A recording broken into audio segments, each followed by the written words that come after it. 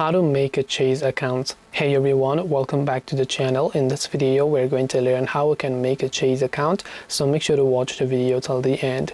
If you want to make a Chase bank account, visit chase.com. Now we are talking about bank account, not online banking. For online banking you need to have a bank account so that you can use online, but this is for those who are trying to create a new account. Now there are two types of account: checkings account and savings account.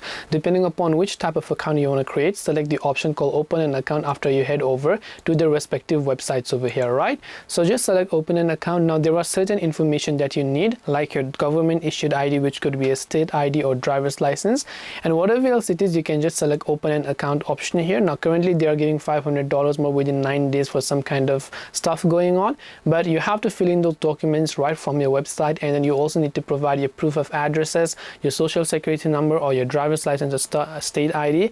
And if it says are you an existing Chase customer, of course we are one, so we'll select get started and proceed with the instructions.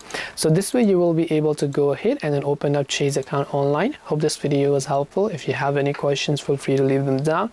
Thank you for watching and see you in the next video.